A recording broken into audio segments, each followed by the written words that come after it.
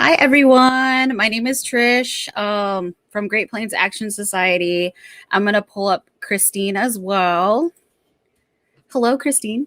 Hello. Hello. So we had just got word from Valerie Flananigan, and I'm kind of stationed in, I reside in Sioux City, Iowa. We do a lot of work across the state of Iowa too, as well. Just kind of in the Great Plains Great Plains area. So we had caught wind of some misappropriation of COVID-19 funds here in Woodbury County. So we have a special guest. His name is Dave.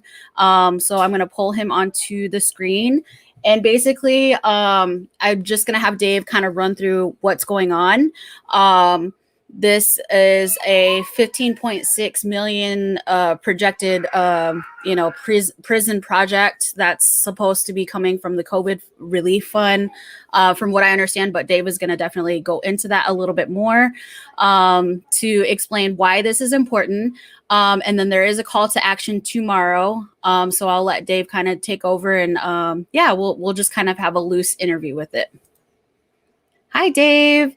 If you can unmute yourself, and then also we'll remove Christine. If you can introduce yourself, your title, who you work with, and then, if you want to go right into why there is a call to action tomorrow and why it's important for people to come out. Wonderful. Thank you, Tricia. Can you hear me all right? Perfect. My name is David Bushaw. I'm a local farmer born and raised here in Iowa. I'm also the regional organizer for a project known as United Today, Stronger Tomorrow, Communities Respond to COVID.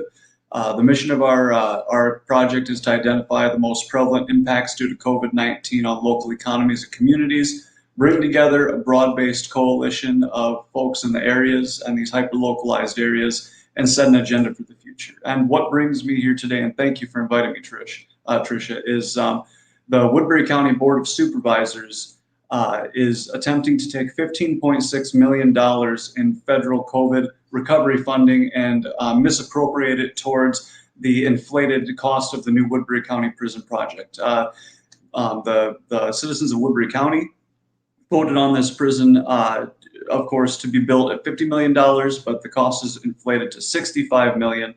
90 to 95% of the subcontractors on this project are from outside of the county or outside of the state. Many of them are non-union.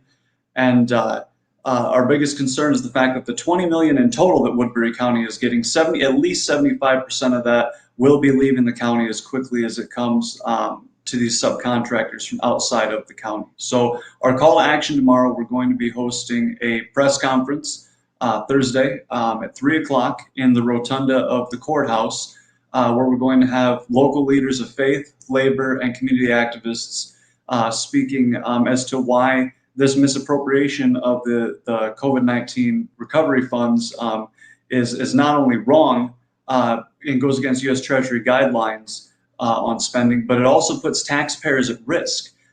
As we know, living in rural areas, our budgets are tight. Our budgets are pretty tight. And if, a couple weeks down the road or months or years, the Treasury comes back and says, no, you spent this $15 million against our spending guidelines, cough up the cash, where are taxpayers going to find $15 million? Right. And then I'm just going to pull up some comments here because I think that they're important. So we have Jennifer Ramirez, who said they've been trying so hard to make this facility, but we should be using those to assist so we won't need those facilities. I definitely agree. I just had, attended the city council from last week talking about the houseless population. And, the number one thing is that they need resources.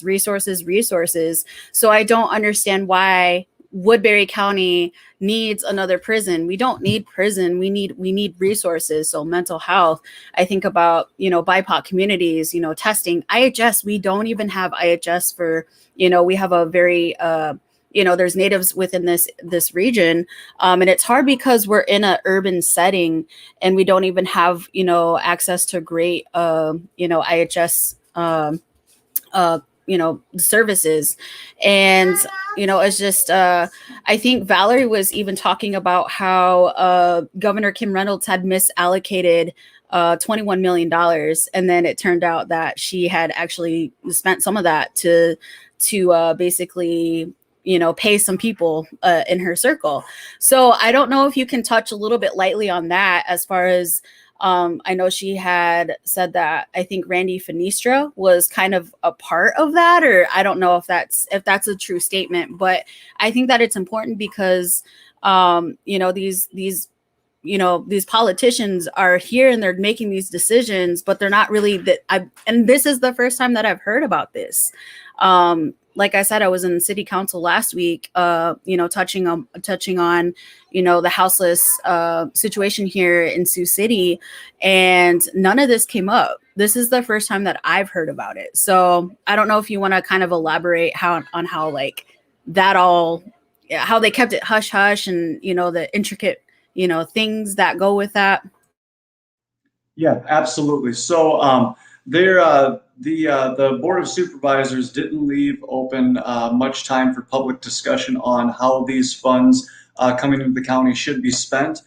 Essentially, they made the decision to appropriate this before the money has even come in. They've made this decision before they even got permission to make this decision. So on July 16th, there was a deadline where the U.S. Treasury was taking feedback from municipalities, communities, counties on appeals for expanding the spending parameters of the U.S. Treasury spending guidelines. This was voted in months ago by the Board of Supervisors, knowing well that it went against the spending guidelines, and then they retroactively submitted an appeal to the United States Treasury to allow them to do this. So right now, we're about to start digging footings for this new prison in Woodbury County. It's probably going to happen this week. I was talking to Ernie Colt with the Carpenters Union. He's too afraid to even drive by the site because he doesn't want to see that they've already started construction on it. This is our last shot to stop this money. And let me be very clear. We stopped this $15 million from going to the prison project, right? That frees up $15 million that we can spend on community needs across the board, from supporting healthcare, public healthcare expenditures, addressing negative economic impacts due to the pandemic, serving the hardest hit communities and families by addressing health disparities and investment in housing and neighborhoods, replacing lost public sector revenue, and providing premium pay for essential workers. So this is our last shot to stop this. If we do, and if we can, what we're going to do is free up that $15 million and give time and more credence to surveying the community on how they want it to be spent, which is something that I've been doing while the Board of Supervisors has not. The link that I just dropped into the chat there, actually, I think I dropped into the wrong chat. I dropped into a private chat, but I'll drop it into the I can't drop it in comments. Never mind.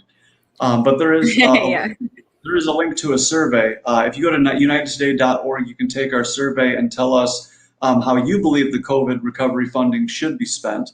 Because the Board of Supervisors is not doing this. From the top on down, from Kim Reynolds' administration down to the local municipalities, it's not been done. The Appropriations Committee and the legislature in Iowa has not set up a task force to start talking about appropriations of the $1.4 billion coming into Iowa. Kim Reynolds' administration has not set up any kind of task force to try to identify where the spending needs are with Iowans. There's even a small but very vocal group of legislators that would rather have the money sent back to the federal government entirely and leave tens of thousands, if not hundreds of thousands, of Iowans suffering from this pandemic. Absolutely. Thank you for sharing with us. I see that Val and Christine are now back on. Sorry, we're still kind of learning StreamYard. So, but yes, Val, please introduce yourself, who you work with, and obviously, why it's so important to show up tomorrow. And yeah, so I know that you had mentioned, there was some just some really sneaky stuff going on. So I thought it was very important to get this out tonight, so that way people can know about this and then come tomorrow. So Val, also, go ahead. I just want to add quickly that I put the link for Dave into the chat. Yeah. Hello. Can everybody hear me right now? It's a little faint, but yes. I'm just excited to get everybody back together again into conversations that prior and generally leave us out. We're hearing too much after the fact. that affects all, that affects our entire community.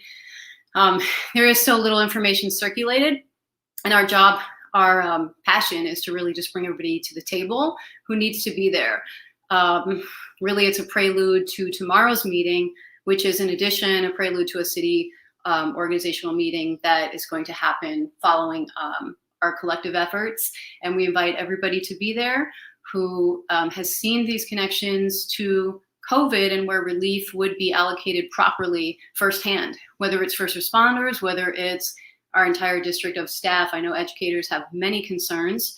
I know that our houseless community has many concerns, as well as access to medical care and just availability and how all of that really affects us. We've been working on individual efforts for a long time that are exacerbated by the pandemic that we're all experiencing. So definitely for everybody to be present is exciting. I'm excited to invite everyone. We'll be streaming it tomorrow on more than one resource for our community as well, to invite you to future upcoming meetings that we're having. Right. So there was a letter, is that correct, that you had, that you went to the board of supervisors, and the response was just really like they were just trying to keep it under wraps, or? Yeah, some of our efforts were dismissed, understandably. They haven't been heard before. There's a lot of meetings that have taken place without the community present. So we're going to make that more and more available so everybody can step up and come together. And when we're not present, a lot takes place that we need to be a part of influencing for the better. And I believe everybody's looking to do that same thing. So I did receive a letter after we brought some voices together, and we had put together a petition for awareness that many people were very surprised to see. Surprised to see that it had been going on for just the whole duration that it had, and that it was news to them, which is generally what we see on bigger efforts like this. And really, as a community organizer and just as an individual, as a teacher, as a parent, I've seen a lot of gains even taking place when one person realizes their power and using their voice and bringing everybody to the table. So I know that we can do that starting tomorrow in a different way. Absolutely. Thank you. Christine, I don't know if you have any questions at all. I know that with Great Plains Action Society, we're doing a lot of community outreach, and then also like that means that we sit on different boards here. One being that we are part of the Native American Advisory Board for the police. So it'd be really interesting to see what the police say, you know, if they're really trying to be allies. You know, what are you going to do? What are you going to sit here and say? Because that's just something that, you know, if we're trying to really better these relations and really adhere to, you know, the Sioux City narrative of Chief War Eagle and, you know, Bruyere, you know, coming together and wanting to be, you know, a friendly city, then the Board of Supervisors should heed what we have to say and take it into account. So, Christine, do you have anything to add on to this conversation?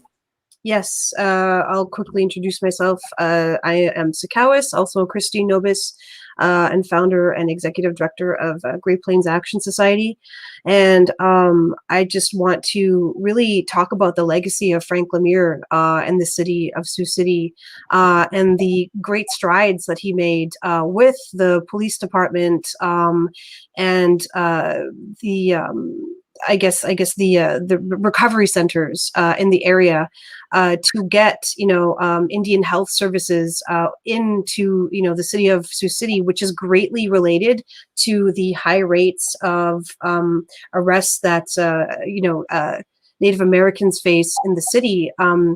the Rex Mueller himself has given a presentation on the fact that the police department of Sioux City wants to change the culture of what's happening. 50% of public intox arrests are Indigenous peoples, but they make up about 2% of the population. 45 to 63% of the houseless population in Sioux City is Native American, is Indigenous. This is feeding very greatly into further oppression, further arrests, the school to prison pipeline. If we're going to build another prison of this size, it's basically just a continuation of the problem that many have been trying to solve in the city already. And we're talking about just Indigenous people. We haven't even talked about other BIPOC communities that are greatly affected by these prison pipelines. I do not think that Woodbury County, with its limited population, needs a prison of this size.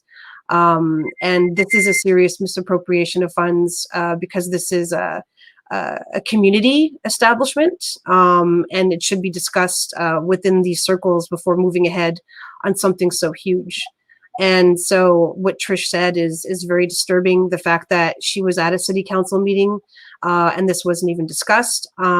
There was a recent huge effort to talk about the houseless issue as camps were being taken down. What happens is these people end up getting arrested for vagrancy and other types of minor infractions, and then they end up as getting into these systems, and then it's hard to get out. So this needs to be discussed, especially in the wake of the BLM uprising. Thank you so much. Yes. So, so Dave, if you can share the information again about tomorrow, what time and where to be at, and then also just kind of doing the last plug, United Today, Stronger Tomorrow, and then Valerie is just always down, man, always down. So, but yes, go ahead, Dave, and then we'll close it out. Yes, absolutely. No, Valerie's fantastic. We worked together in the past, and I just adore her. And one thing that I will say, as was just previously stated, why do we need a prison that's this large? This is the fourth most expensive prison project in the Midwest region. Rocky DeWitt, Councilman President Rocky DeWitt, his selling point is that the way we'll pay this off is by housing federal inmates and ICE detainees. We don't have any kind of we don't have the kind of rehabilitation infrastructure that we need once these folks get out of prison into these communities that they're not familiar with. So there's a lot more appropriate ways that we can focus this funding. So tomorrow we're going to be meeting at the courthouse at 3:00 in the Rotunda. You'll be able to enter from the 6th Street entrance. And we're going to be having a press conference and a teach-in on the misappropriation of $15.6 million in COVID recovery funds to go towards an inflated cost of the Woodbury County Prison Project. Afterwards, at 4:00, there will be the LEC Authority meeting. So we're encouraging everyone to go and share their discontent with the LEC Authority Committee on this, and essentially lobby for their support against this, using this inflated cost. And if that means that we need to have further discussion on the contractor, the contract manager in charge of this prison, then that's what we need to have a conversation on if it's going to be this expensive. But the main thing right now is to free up those COVID recovery funds and make sure that they are focused towards more deliverable gains for the community. I do have a question. Bushaw. Yes, go ahead. I do have a question. This is happening in Woodbury County, but this is an Iowa project. What can others in other people in other parts of Iowa do, particularly Des Moines at the Capitol building? At the Capitol building, what we could see, what we could better see is leadership from the top on down. If we had elected officials at the state level, or even at the local level, that raised the alarm that Woodbury County is not the only instance of misappropriation of these federal recovery funds. In Montgomery County, down in Representative Sidney Axney's district, we saw $270,000 spent without any kind of public input on brand new vehicles for 3 department heads. If there's any record predating the pandemic saying that they were going to buy these vehicles, that is a direct misappropriation of these funds because it predates the pandemic. These are pandemic recovery and relief funds, and they have to be used as such in accordance with U.S. Treasury guidelines. So what we need is we need leadership to highlight that this is not an isolated issue just to Woodbury County. This is happening everywhere, but historically, Western Iowa is ignored and disregarded, and I intend to shake things up here as long as I'm here. Are down to shake things up too as well. All right. Well, we need to. Oh, sorry. Go on. Well, I was going to say there is a call to action sign up link that will send a reminder with the date, time, everything right to your email. I dropped that in the private chat. If there's any way you can share that with your membership, it's the call to action sign up link. It's got all the details and also a little bit more context as to why this is dangerous for Woodbury County taxpayers. In areas that historically we don't have a lot of industry or manufacturing, we don't generate a ton of economic revenue. We get by pretty well, but it's a shoestring budget. $15 million coming to hit us in the back a couple years down the road. They're going to end up raising your property taxes. They're going to end up raising your water fees. They're your garbage taxes. It's going to trickle down right onto the heads of the community, and they're going to be responsible for this gross misappropriation by the Board of Supervisors. So we could find out how the other money has been misappropriated and take action in that as well to help bolster the efforts in Woodbury County. Yes, absolutely. The more attention we get to the fact that these rural counties are following the suit of Kim Reynolds and others at the top that are misappropriating funds. The same thing's happening at the county level, but it's going to be a deliverable consequence. That's what I call them, as deliverable consequences, things that people can tangibly see as the effect for bad governance right at the local level. So what we can see in Des Moines is these legislators standing up, these watchdogs like Representative Chris Hall, who's a budget watchdog. I have a lot of respect for him. Him coming out and speaking to the fact that this is not an isolated event will hopefully spur a conversation, and it'll scare these elected officials into being more conscious with their spending and being more conscientious with addressing the needs of the communities. thank you so much. Is there anything else that anybody would like to do or talk about? Or oh, Val, I think you're muted. Yeah, I had a bunch of trucks pass by. While we see the Capitol, we see a lot of efforts reaching the Capitol, holding our representatives accountable there in efforts. We need to do the same or more locally. And that's what I'm excited about doing here in Woodbury, because we can, in response to Christine also talking about what do we do, I think it's important to branch out for finding examples of maybe more rural areas who are responding to their local community, standing up and asking the tough questions and holding that accountability. I see it in Johnson County, I see it in Webster County, where they do know it for the complex issue that it is, rather than referencing someone like Kim Reynolds. Rather than Kim Reynolds, who is misallocating and re-owing the state of Iowa $21 million gazillion dollars, right? So we already know what that's about, and we already know what to expect there. And that's a continued effort, but locally, in other counties, they are branching into their leadership and answering questions within. So I think we need to do the same thing in Woodbury, and we need to invite that issue to grow here and individual questions for those who are representing us from Congress beyond.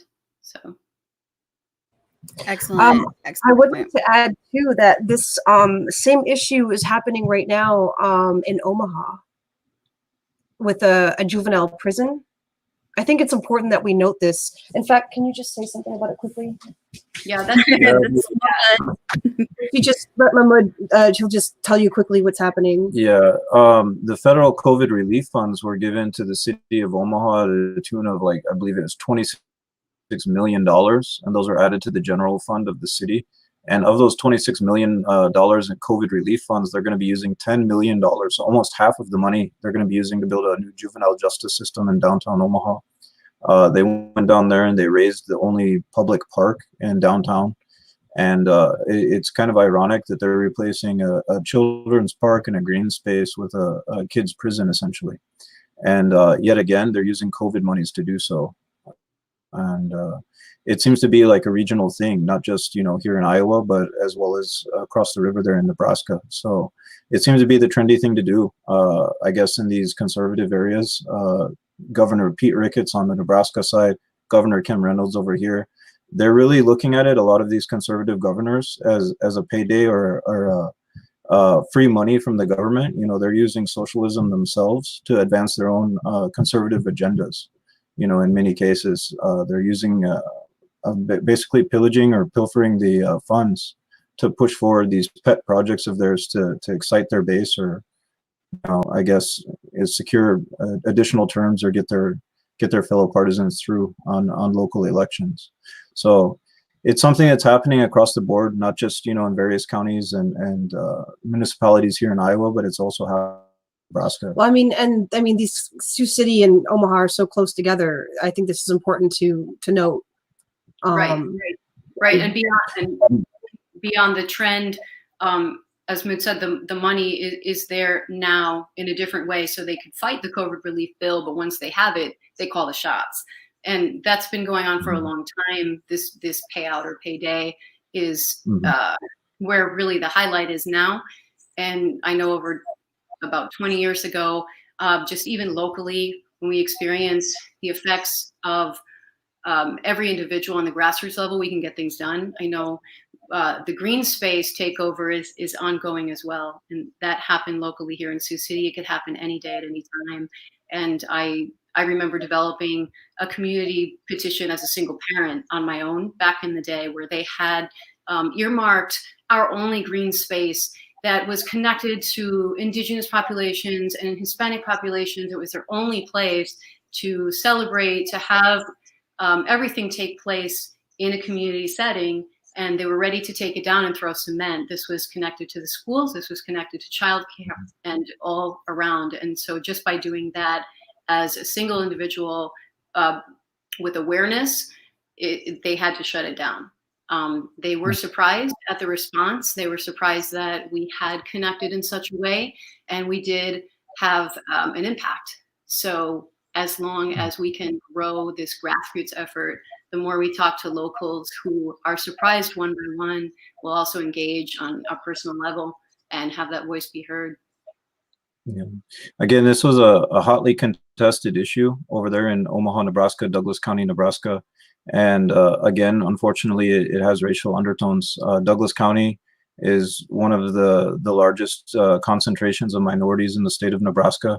And once again, mostly minority people are affected by the juvenile justice system in the state of Nebraska, particularly Douglas County. So these are the people that are being impacted. The people don't want it in the community. A lot of people were very upset that they were citing it on a public park, the largest public park in the downtown area. And then furthermore, the fact that they're building yet another kids' jail.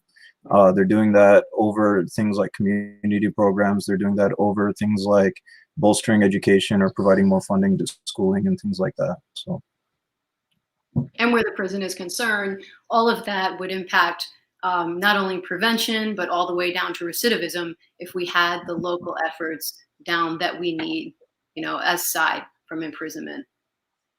mm. Yes. So, we need to just people in the Sioux City area really need to show up tomorrow, and then people around Iowa need to start looking into how funds may have been misappropriated in their areas, and take action as well. Is that the summary of that, Dave? Absolutely. That's exactly right. Go ahead. Yeah, that's exactly right. Start asking the questions of your elected officials because they're already making the decisions. And you might hear things like, "Oh, well, we haven't decided. We haven't started thinking about it." It's don't take that at face value. Look at what is in the minutes of or in the minutes of those meetings. See what kind of decisions are being made, because before you know it, all the money is going to be appropriated and set for these personal little pet projects that your elected officials want, but without taking into stock any needs of the community. So let me be very clear.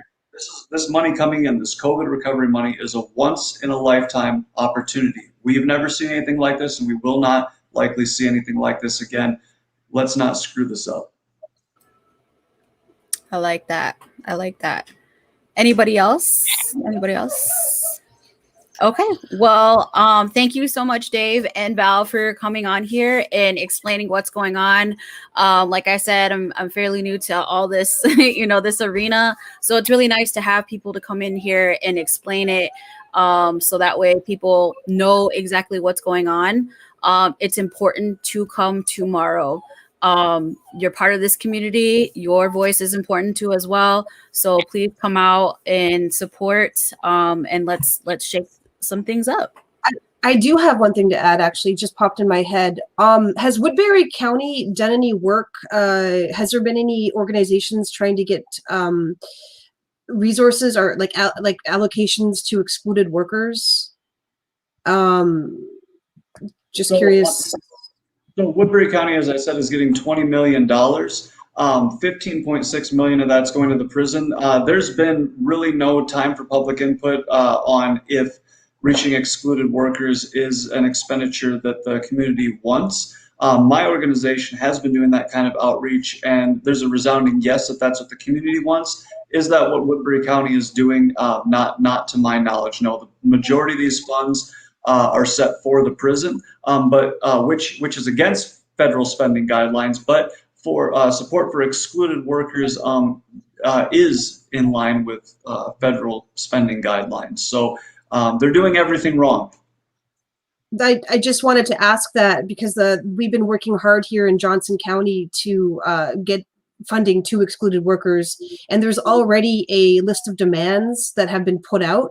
That list of demands really needs to be seen in the Sioux City area, because as we know, there are very large concentrations of excluded workers in this area, and this should be something that is brought up in opposition to the prison being built and not paying people or giving people resources during this difficult time. And these are the people that are at the front lines in the meatpacking plants that are doing the work that frankly nobody else wants to do, and being forced to do it, and also not being provided even vaccinations and proper PPE, and yet they're going to go and allocate this money towards something that's pretty useless.